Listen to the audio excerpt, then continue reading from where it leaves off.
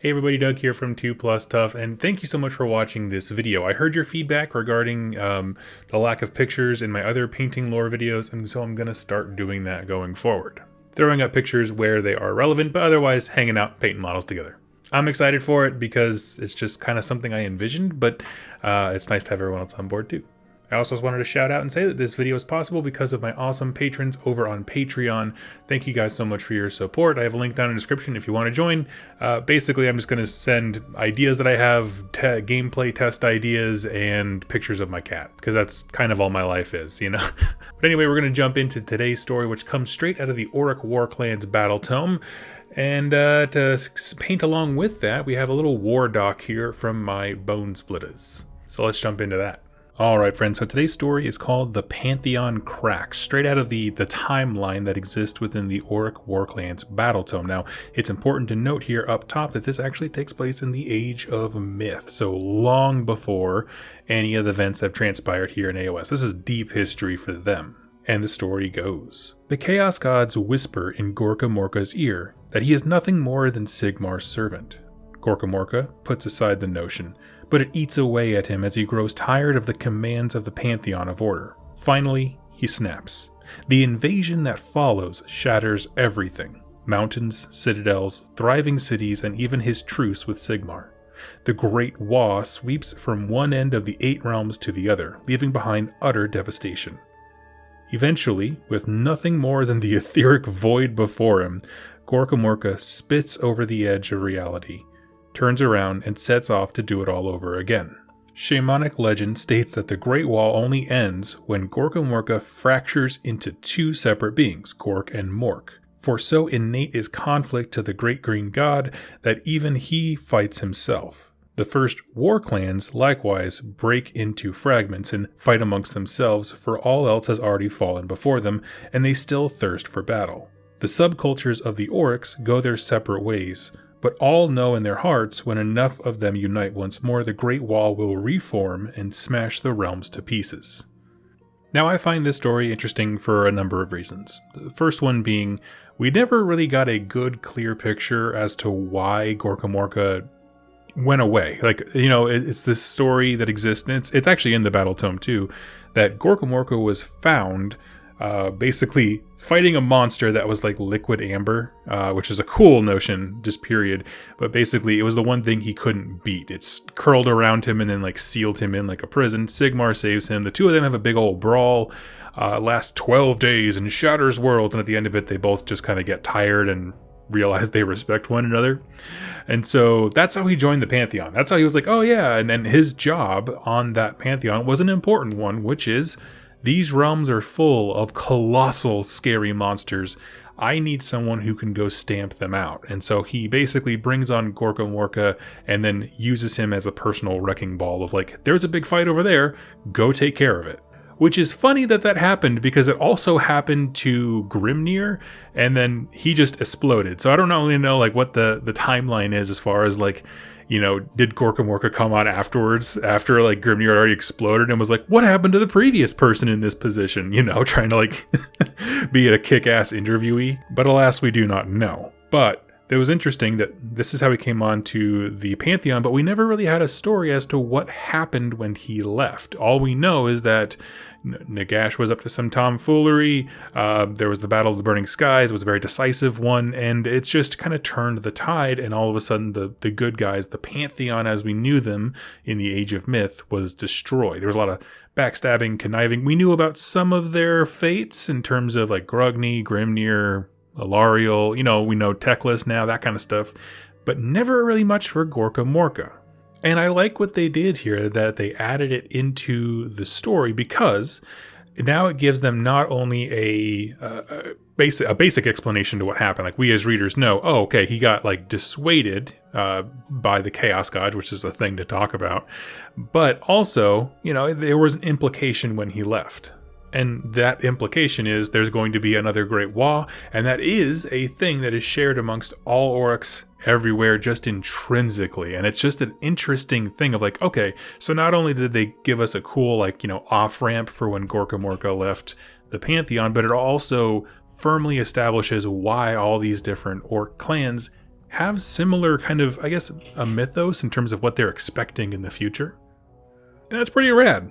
But breaking this story down, we have the Chaos Gods whisper in GorkaMorka's ear, which period. Let's just stop there for a second, because that's an interesting idea to me.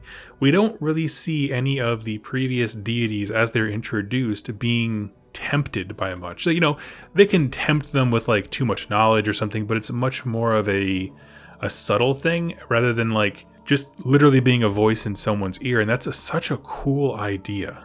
And I don't mean like a literal voice in someone's ear. What I meant was like something is actively trying to communicate with you versus giving you multiple opportunities to make bad choices, right? One of those you're a little bit more involved with than the other when there's temptation and that kind of stuff. And now it makes me really wish that like Chaos Gods had something to do with the big fight between Grimnir and Volcatrix, just because I think that would be an interesting twist. Oh wait, that's such a faction you could unveil a huge plot twist in their story and make some really cool narratives. But anyway, we got that here. But I like the fact that they didn't try to like convert him to being chaos, you know, and that's kind of an interesting thing. A lot of this stuff is the Chaos Gods will go to champions and offer them things to serve them. But at no point did that happen, which to me, I guess implies a certain level of respect of like, you know, we're not going to absorb you, right? We're not going to make GorkaMorka a chaos god kind of a thing. I'm sure they see themselves as being bigger, but it's interesting that it came through like, you know, whisperings of discontent rather than like an offer. Not that I think you would take it. Now, we don't have a very good sense of where his Wa exactly went. I mean, there's places all across the realms that orcs have mythos built around, and they always have like GorkaMorka being like the center of it. So I think that's a good explanation as to why it seems as though he's been everywhere, is that he did just tear this place apart. The realms are so vast, though, by their own description, that, you know, it is perfectly reasonable to think if he went in a straight line and kind of zigzagged through realm gates and all that kind of stuff, there would be entire places that had never heard of this. That makes sense to me. And it also explains why we have places like, there's a Realmgate War book where they were in like a canyon, like it dipped down into the earth, and the mythos was like it was GorkaMorka's toenail that dragged across the dirt and made this canyon. I was like, oh, that is so fun. But it just makes, you know, locations like that just seem out of context and strange, and like, why would you think that? Actually make a little bit more sense. Plus, I like the dramatic idea of like, where are we headed, boss? West. Till what? The end. And you just literally go until the end of existence. That's a cool idea. But they use this great stopping point of him having this moment of like I guess frustration, because he ran out of things, right? And to display and build into their very mythos why orcs are so innatively combative, right? It's just a part of their nature that they have a twin-headed deity that when he gets tired or loses focus or is not having an enemy directly in front of him, he crumbles. And that is a great illustration of what happens to orcs when they're in combat because of things like their bravery stats and, you know, that kind of stuff of like, you know, the real world playing it out. But the fact that there is a weakness there, an emptiness. Once the fighting's over, it falls apart. And so the twin god splits himself into Gork, which is all about, you know, being brutal in combat and that kind of stuff. And then you have Mork, master of deception and that kind of thing, but he's a cunning hunter. And I'm not actually sure if the two stay in combat, like they're constantly fighting, or if they kind of go their own separate ways, because there's a lot of writing space in that. They could really have Gork and Mork go on completely different journeys. Or they could also just have them stuck together and hating it, like, is it Blue Horrors that do that, I think? I don't know, my next video is going to be on Disciples of Tzeentch. I'll read it and figure it out there. So that's something I would love to read about, especially now that we're in the era of the Beast. It might be relevant. But whether or not GorkaMorka literally walked to the edge of the realm, spit over it, and then divided into two, it is a good story to illustrate the fact that they are divisive by nature. The minute an Orruk Warclan, regardless of if it's a Cruel Boy, Bone Splitters, Ironjaws, the moment that they are out of this momentum that they're constantly thrumming up, you know, between each other, things always fall apart. Somebody always wants to be the biggest, the baddest, the strongest, and to make the shots. Well, in order to make the shots, meaning to be the war boss, you need to be constantly pointing them at a target. Orcs are happy when there's someone smaller than them they can beat up, and someone bigger than them telling them where to go. And so whole war clans can divide and fall apart if, say, a leader is taken out. Could be taken out like in a test of supremacy, like two orcs in a ring fighting for each other and the winner gets to be the war boss. It could be something like, the forces of order dropping their 9 vanguard raptors outside of 9 feet from the Orruk Warclans battle line and then sniping all the heroes out, like might happen in a Black Library book, never. But once that power structure is eliminated, everything fragments immediately. But what's interesting is you can look at their nature and see why they fracture so quickly. All right, they just rely too much on leadership, I guess. Like orcs more than anything just are a people who yearn to be led. Anyway, you can also see why those ideas are romanticized and a part of their mythos, because for a moment, they were marching alongside their deity in the ultimate expression of fun, joy, and madness, right? Can you think about that? Like, man, those are some good times, right? That is this Great Wall. And one of the things I thought about retroactively after I initially read the story was, man, I like the fact that they made it so that the Great Wall has happened before and that everyone's excited that it will happen again. For the longest time, I had never heard that the Great Wall happened in the Age of Myth, period. And so, there are always all the different Orruk War Clan tribes and that kind of stuff have these great romanticized views of what, quote unquote, the Great Wall in the end days is going to be like. And, it's hard to get a sense of what that's like, but when you think about that it's happened before, and there is this almost like genetic memory amongst the orcs of like, the good old days when we used to just annihilate entire landscapes and huge hunks of geography and annihilate entire peoples. And it was just the best of times. It makes me laugh because when other factions think about the Age of Myth, it's like, remember when we were a stalwart people of like reason and civility, achieving huge engineering heights. And then the orcs like, remember that one time our god went, I've had enough, and we were all like, "Chia bra," and then we just went on a rampage. Like, I love the fact that one romanticizes an entire era, while the other is like, remember that one time, that specific wall that we were on? But one of the things that stands out to me is the fact that I really like that GorkaMorka story doesn't have really any hints of betrayal. Like, for example, we don't have a story part where Sigmar's like, you've gone too far, things are too bad. He's German, right? So, und gone too far, and that kind of thing. Like, there's no repercussions. Sigmar doesn't hold a grudge against him. I think it really does highlight the fact that this entire Pantheon, this entire system that they had created, it was always going to be on shaky ground. GorkaMorka is a wild beast, but Sigmar was able to direct him, but he didn't command and control him.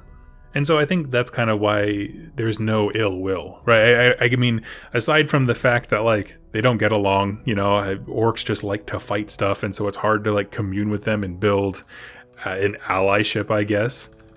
There's that great story from the Rumgate Wars where, like, a prosecutor lands and is like, hello, sir, I come on, let me talk to you about our Lord and Savior Sigmar, and kind of engages in peace, and, like, Gordrak just cuts him in half with a giant axe. So, like, they're not exactly friendly, but there was a time when they were tolerable as allies because they were useful and they were having a good relationship. There really was.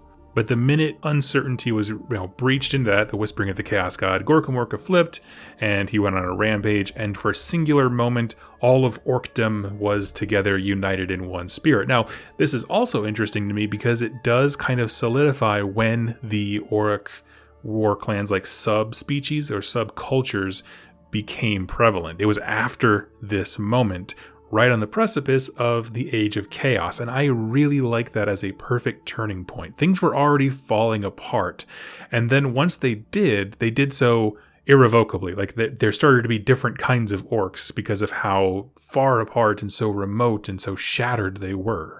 And so if you're not familiar with the Orruk Warclans, this is where we get the kind of sub-armies within this kind of header, I guess you could say. And that's where we have things like the Ironjaws, who basically went and hung out in Gur for a long time and just got bigger and stronger and meaner, really emphasizing the traits of Gork, the being, mighty, but also cunning. and really just represent the martial strength. Then we also have the Cruel Boys, who went the other direction and really emphasized the traits of Mork, and so they used deception and magic and poisons and all the things to be sneaky and tricksy and like backstabbing and conniving, and they enjoy themselves to death over it.